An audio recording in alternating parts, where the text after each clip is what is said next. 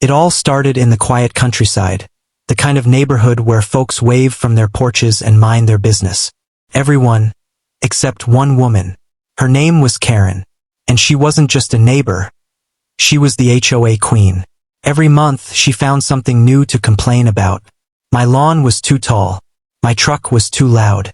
Even my mailbox color didn't fit the aesthetic. But that wasn't enough for her, because recently, she found something else to take. My firewood.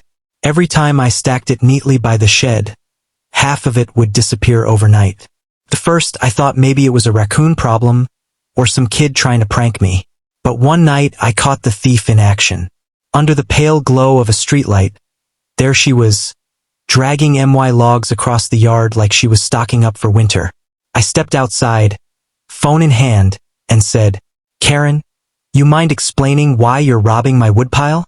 She didn't even hesitate, just turned, smirked, and said, "The HOA voted for community sharing. Firewood's community property now." Community property. Lady, I chopped that wood myself. Split it, stacked it, stored it. I told her to put it back. She just rolled her eyes and said, "Take it up with the board."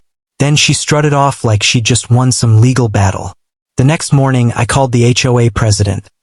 But surprise, surprise, he was on her side. Apparently, Karen had convinced the board that I was hoarding natural resources. That's when I realized something. I couldn't fight her with words. I needed something stronger. So I started planning. Not for revenge, for justice.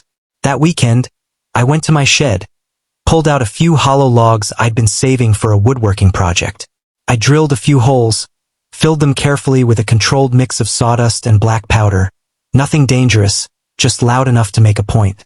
Then, I sealed them back up and stacked them neatly, right on top of the pile she always stole from. It was my own little Karen trap. And I waited. Days went by. Nothing. Then one afternoon, I saw her again, strutting across my yard with that smug grin, like she was collecting tribute. She didn't even notice me watching from my porch. She just loaded up the logs, muttering something about community fairness, and walked back to her place. I leaned back in my chair, sipping coffee, and whispered to myself, "Let's see how fair you think this one is." It didn't take long. A few minutes later, the neighborhood echoed with a sound I'll never forget. Boom! The ground shook, birds scattered, and a cloud of thick black smoke rolled over the fence line like a storm. I nearly spit out my coffee. When the smoke cleared, I saw her, standing in her yard, holding what was left of a log. Her pink shirt covered in ash, her face blackened with soot, and her hair looked like she just licked a power socket. The look on her face, pure shock, mouth open, eyes wide, like karma had just slapped her right across the HOA rulebook. She stood frozen for a moment, then started yelling, "Who did this? Who did this?" Neighbors started peeking out from their doors, trying not to laugh. Someone whispered, "Guess Karen's community firewood just caught fire." I couldn't help it. I laughed so hard, I had to sit down. Later that evening, the HOA group chat blew up, people posting photos of the explosion, memes and captions like HOA fireworks and HOA Karen. Of course, she tried to file a complaint, but this time no one backed her up. Even the HOA president told her, "Maybe it's time to stop taking things that don't belong to you." The next meeting was quiet. Karen didn't say a word.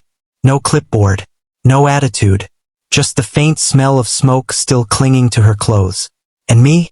I just smiled, didn't brag, didn't explain, because sometimes the best revenge is letting karma light the match for you. From that day on, my firewood pile stayed untouched. Karen avoided my yard like it was haunted, and peace finally returned to the neighborhood.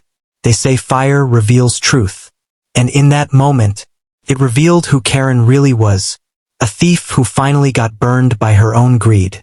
So next time someone steals from you, remember, sometimes you don't have to fight back. You just let karma handle it, and maybe add a little spark to the story.